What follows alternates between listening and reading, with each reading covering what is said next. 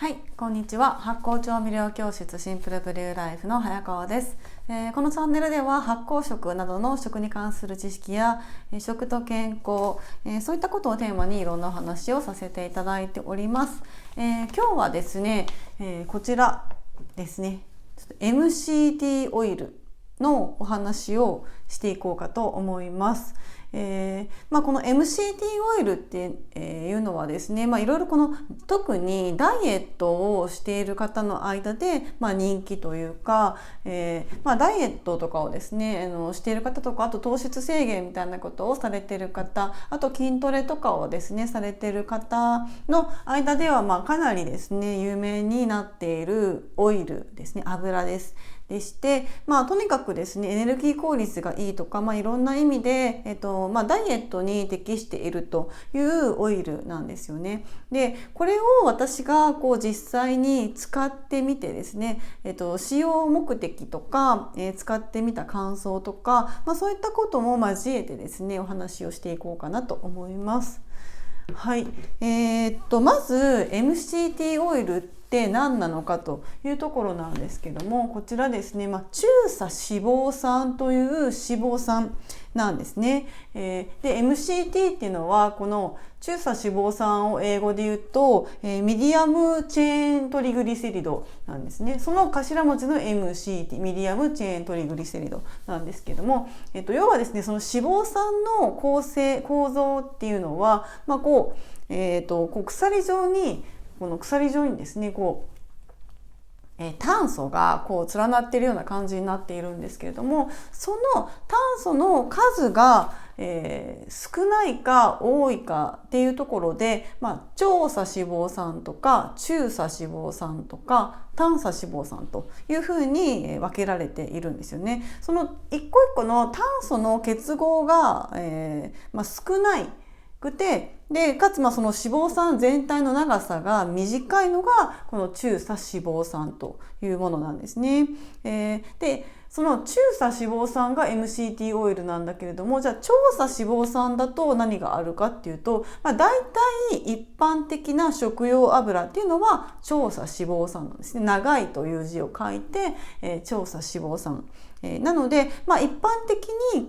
人間が食べる摂取する油っていうのはだいたい長鎖脂肪酸なんですけども、この MCT オイルっていうのはその炭素の数が短い、中鎖脂肪酸というものに分類されるものなんですね。で脂肪酸の種類としては、主にカプリル酸と、カプリン酸ですね。カプリル酸、カプリン酸。この2つが、この2つだけをですね、抽出しているようなものがこの MCT オイルということになります。で、この MCT オイルがどういう働きをするか、人間が食べたらどういう働きをするかというところなんですけれども、消化吸収が早いというところですよね。簡単に言うと、分かりやすく言うとそういったところです。脂肪酸の長さが短いので肝臓に直接取り込まれるという、記述があってですね、もう肝臓にすぐに取り込まれて、かつ、体内ですぐにエネルギーとなってくれるので、エネルギーとしてすぐ使われるから、体脂肪として蓄積されにくいというものなんですよね。その、基準ですね、体の中に MCT オイルが入ったらどうなるのかというところなんですけれども、こっちが通常の油ですね、長鎖脂肪酸の、消化吸収で、こっちが、MCT オイルの消化吸収、中鎖脂肪酸ですねなんですけれども、普通の油っていうのはですね、結構食べてからエネルギーになるまでにかなり回りくどいやり方をするというか、結構段階を経て時間かかって、吸収されるというところなんですよね。まずは単重酸が必要でして、で単重酸で乳化されて、でその後リパーゼという酵素ですね、リパーゼによって分解されて有利脂肪酸という形になっていきますと。でそしてその後リンパ管に入っていって、そしてやっと末梢に行き渡っていくというですね、結構な段階を経ないと、エネルギーにならない、末梢に行き渡らないという、ものなんですよね。なので、即座にエネルギーになるかどうかっていうと、もちろんオイルっていうのは全般的に、脂質ですよね。脂質っていうのは全般的に人間の、体のエネルギーにはなるんですけども、取ってからなるまでの間に、結構時間がかかるよというところなんですね。なんですけども、その長鎖脂肪酸、一般的な油に比べると MCT オイルというのはですね、この辺の胆汁酸とかリパーゼとかそういったものも必要じゃないんですよね。もうすぐに門脈からすぐに肝臓に行くと、直接肝臓に行ってくれます。そして、肝臓でですね、このケトン体をこちらですね、産生してくれるというところなんですよね。で、その中鎖脂肪酸が消化吸収されるときに、産生されるのはこのケトン体なんですけれども、ケトン体というのはですね、非常に人間の体にとっていい働きをしてくれる、物質なんですけども、体のエネルギーもそうですし、特に脳にとってはよく脳の唯一のエネルギーはブドウ糖だとかっていうふうに言われたりするんですけども、実際はですね、大半はもちろんブドウ糖なんですが、ブドウ糖だけということではなくて、このケトン体とかも脳のエネルギーとして使ったりすることができるんですね。なのでこのケトン体がたくさんあって、それをちゃんと活用できていれば、脳とか体のエネルギーになってくれる、エネルギー源になってくれる、要はブドウ糖の代わりとして働いてくれるということを、してくれるものなんですよね。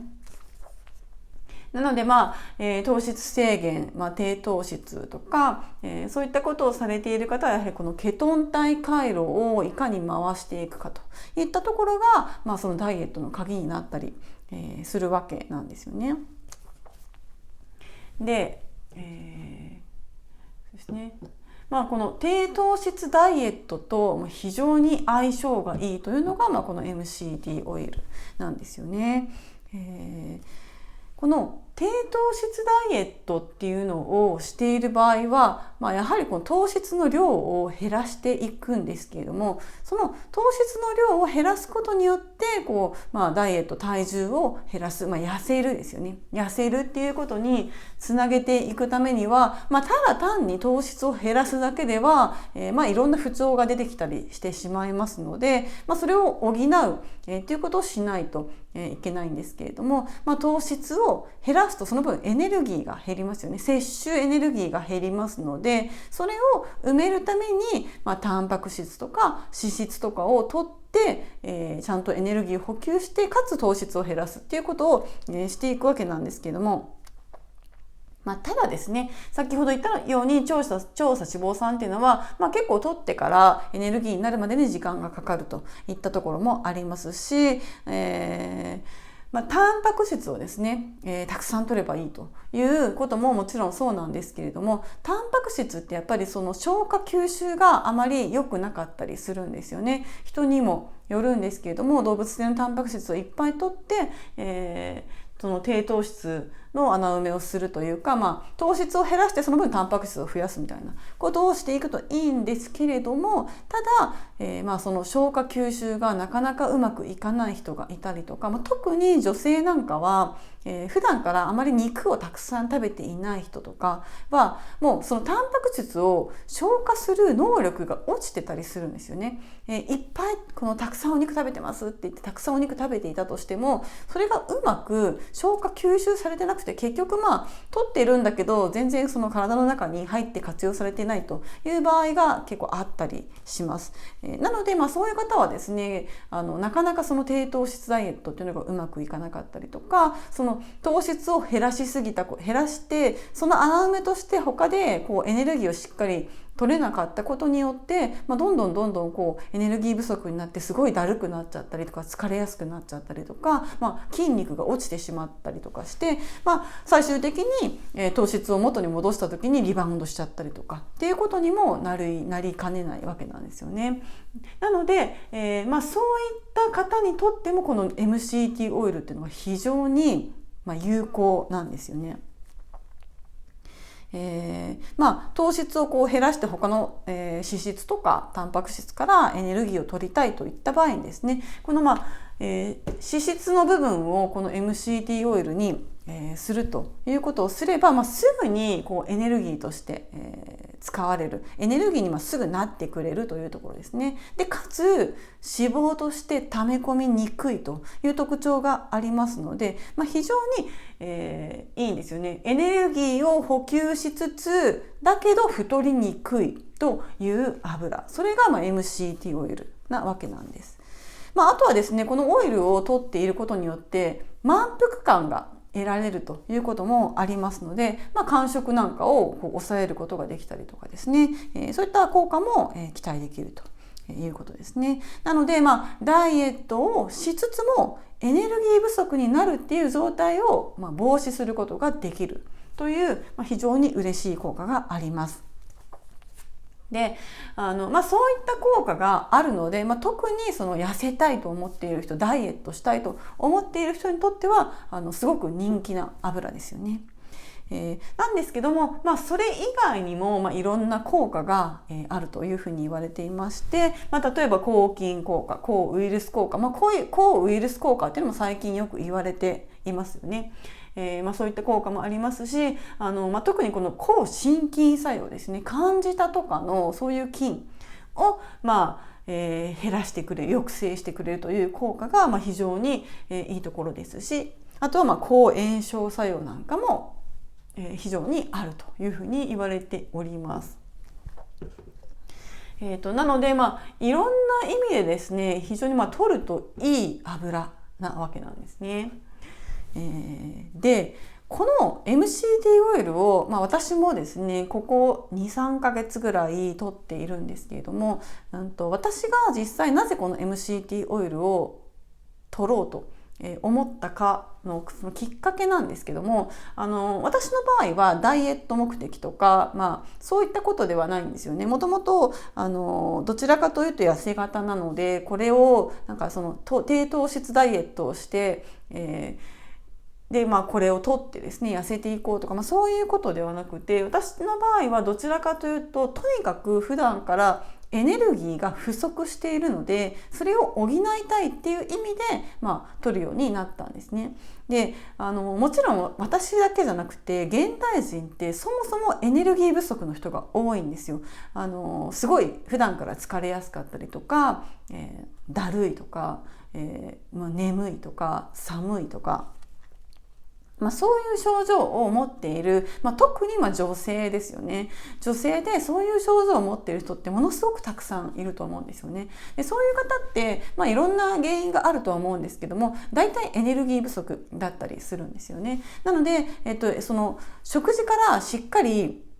必要なエネルギーを摂取できてないっていう場合が結構多くて、不規則な食生活だったりとか、ちゃんと栄養が取れてないという場合ですね、ご飯とかパンとかうどんとかパスタとかピザとか、そういうですね炭水化物ばかり特に取っている人なんかは、エネルギーっていう、炭水化物脂質として、糖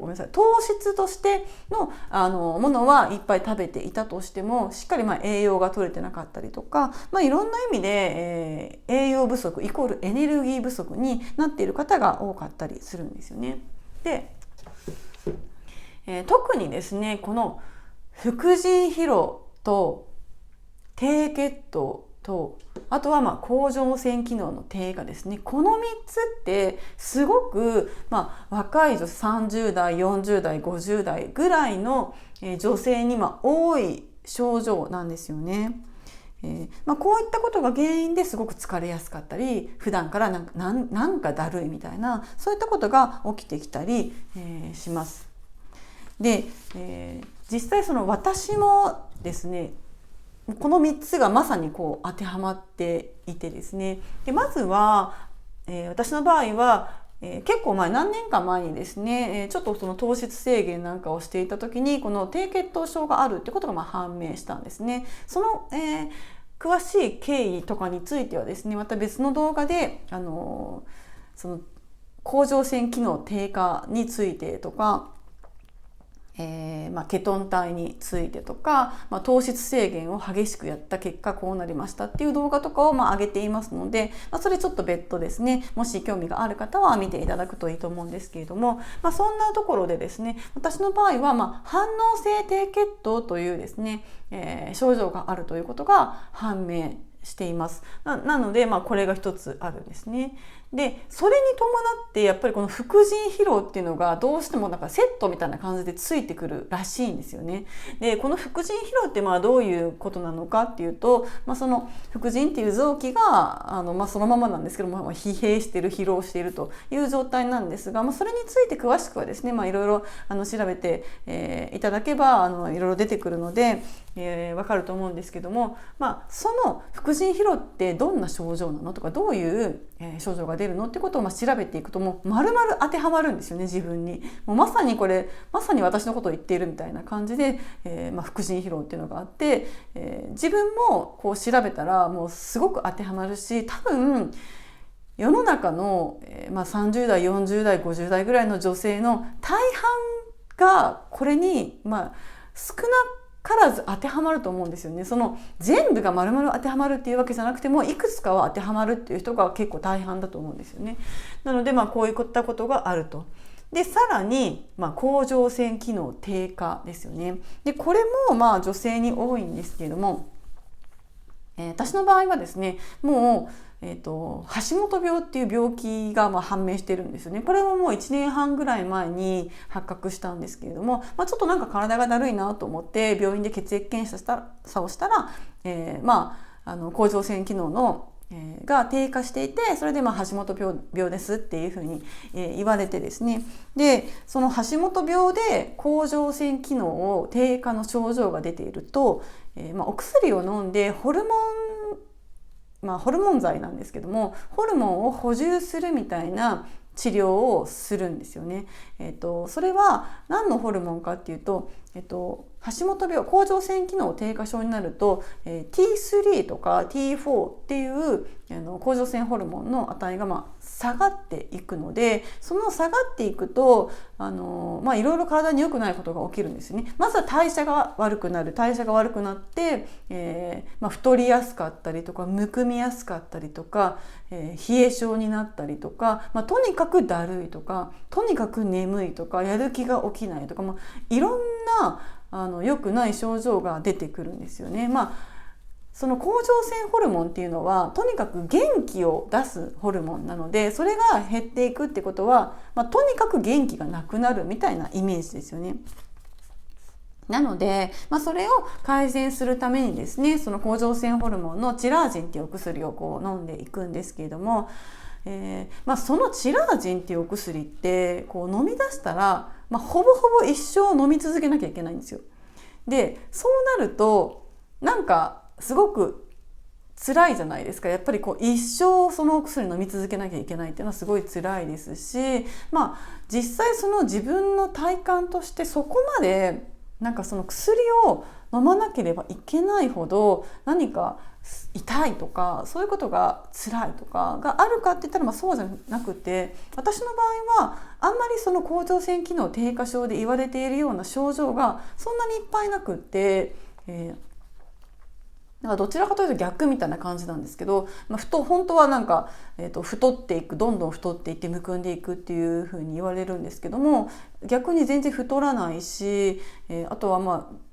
すごい便秘になるっていうふうに言うんですけれども、私は逆にちょっと下痢だったりするし、抜け毛がすごい増えるとかもあるんですけど、そういったこともないし、私が症状としてあったのは本当になんかだるい、眠いというぐらいなんですよね。あとは冷え症ですよね。で冷え症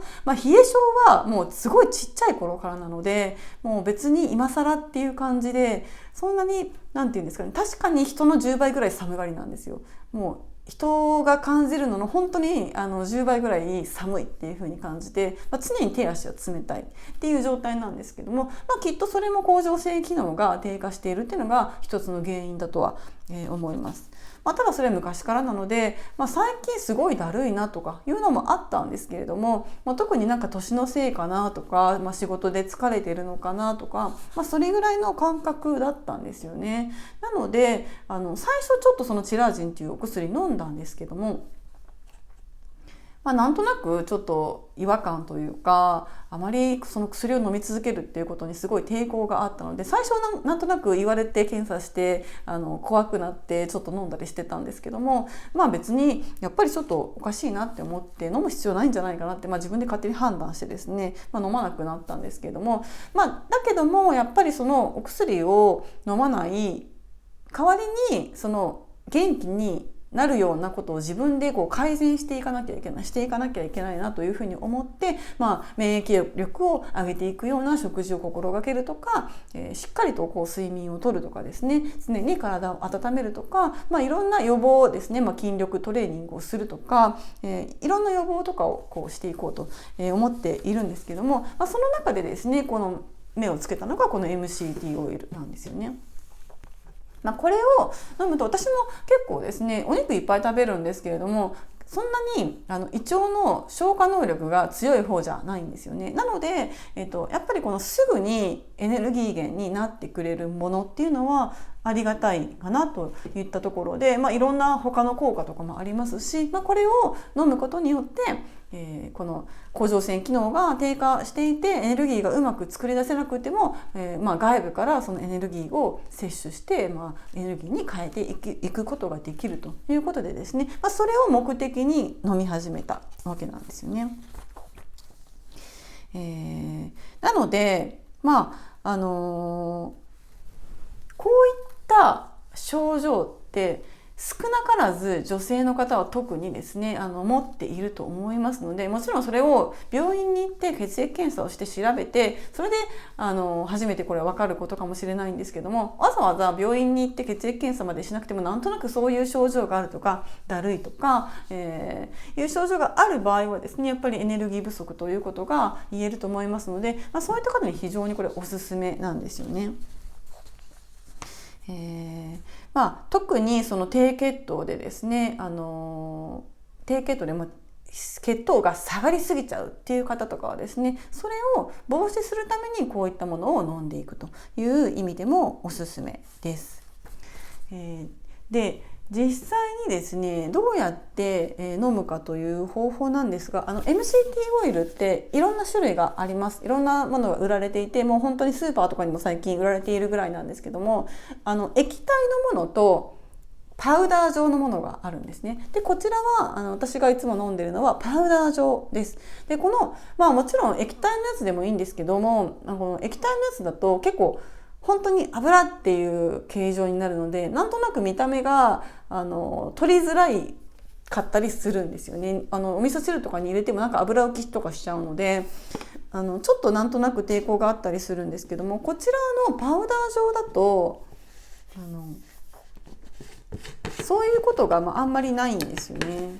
いしょ、ちょっと開けます。これですね、このミディアムチェーントリグリセライドです。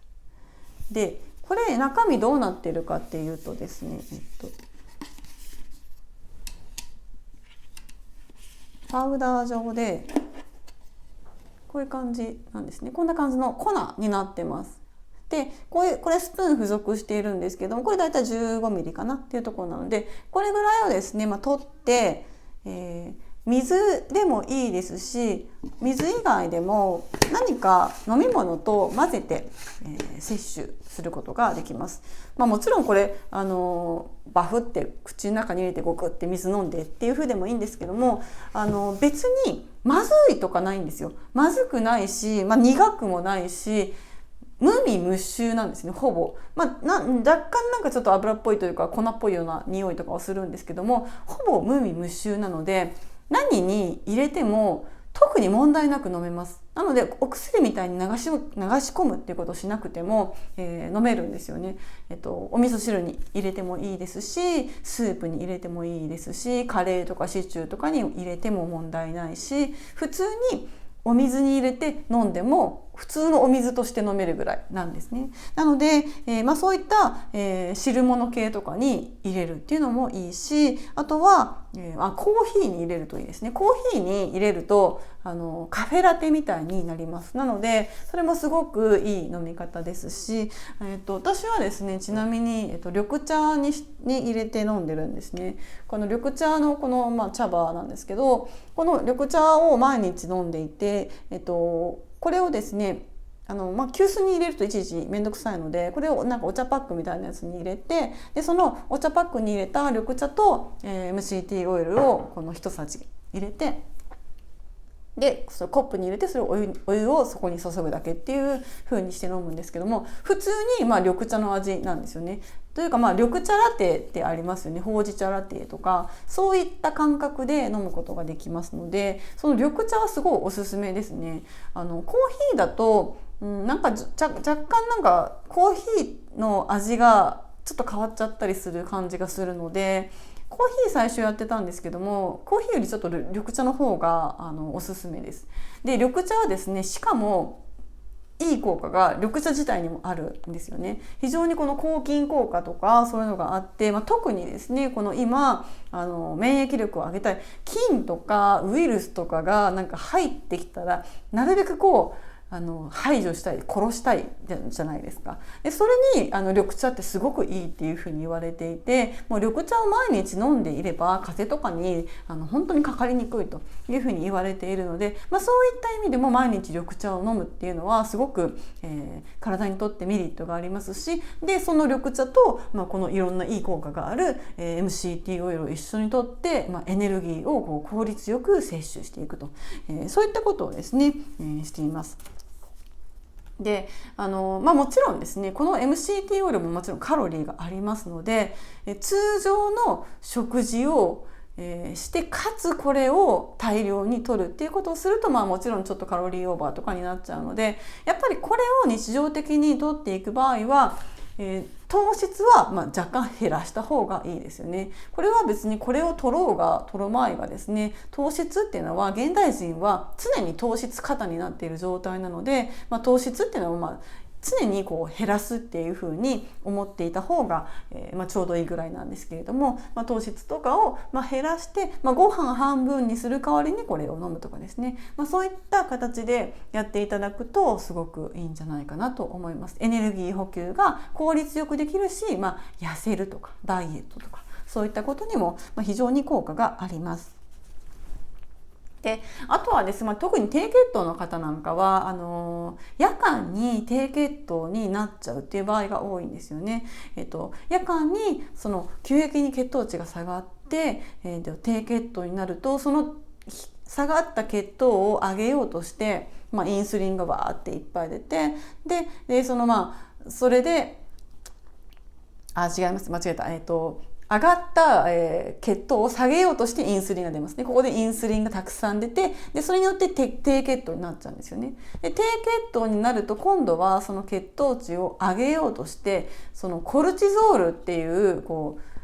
血糖値を上げる、興奮みたいなホルモンが出るんですよね。それが夜間に、寝ている間にですね、コルチゾールとかが出てしまうと、交感神経が優位になってしまうので、